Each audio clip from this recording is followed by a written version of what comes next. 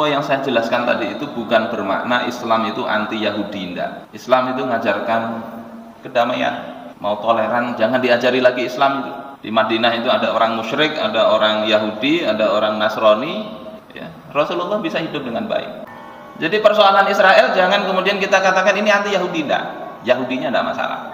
Rasulullah SAW bersabda, "Annahu man kana ala yahudiyatihi aw nasraniyatihi fa innahu la yuftanu anha." Siapa saja yang berada pada keyahudian maupun kenasraniannya enggak masuk Islam, enggak boleh diganggu. Rasulullah begitu. Mengganggu ahlu zimmahnya Rasul, ya, orang Yahudi, Nasrani maupun yang agama yang lain yang dilindungi negara itu Rasulullah samakan dengan mengganggu beliau. Jadi tidak boleh kita itu kemudian Yahudinya yang kita permasalahkan. Khalifah Umar bin Khattab walaupun keras tegas, beliau terhadap orang Yahudi tidak apa-apa.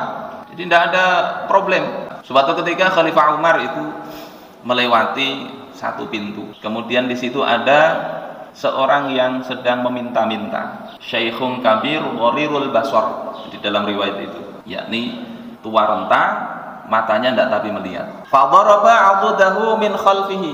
Umar kemudian menepuk lengannya dari belakang, ditepuk. Kemudian bertanya, min ayyi ahlil kitabi ant? Engkau ini dari ahlul kitab yang mana? Kata orang tersebut, Yahudi.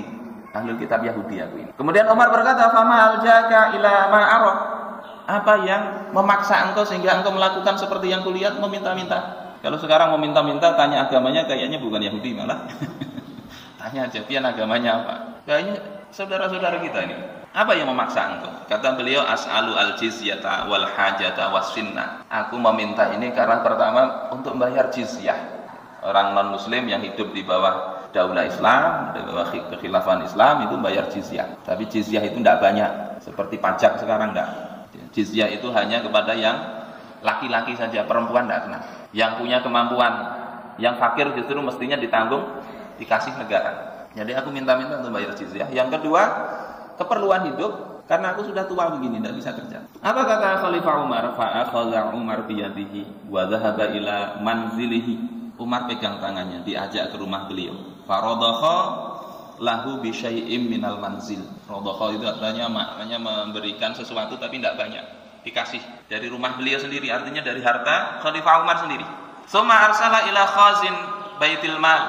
Kemudian Umar menulis kepada penjaga Baitul Mal, bendahara Baitul Mal. Kata beliau dalam suratnya, undur hadza wa duraba'ahu. Perhatikan orang-orang seperti ini dan yang semisalnya. Fa wallahi ma ansafnahu. Demi Allah kita tidak adil terhadap mereka.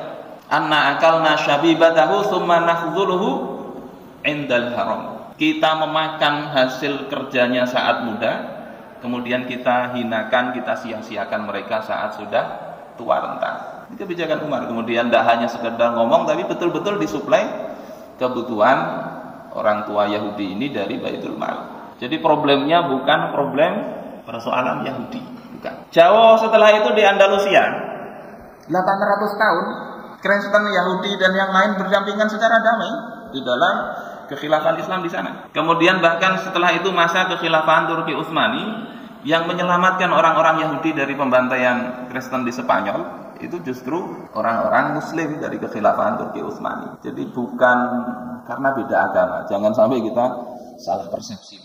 Terus apa yang menjadikan kok ini menjadi musuh? Tidak lain dan tidak bukan itu penjajahannya, penjajahan. Dan kita lihat Palestina ini adalah tanah secara syar'i milik kaum muslimin.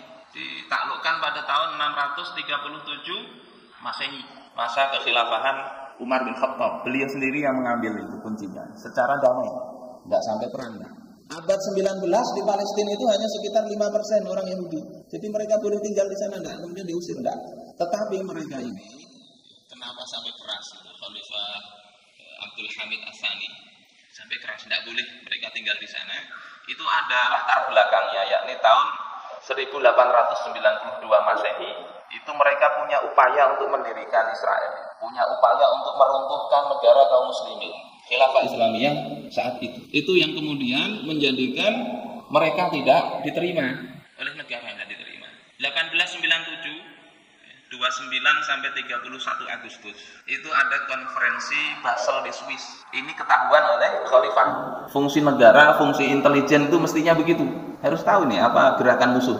Mereka berunding konferensi ini untuk merumuskan strategi baru dalam rangka menghancurkan kekhilafahan Turki Utsmani.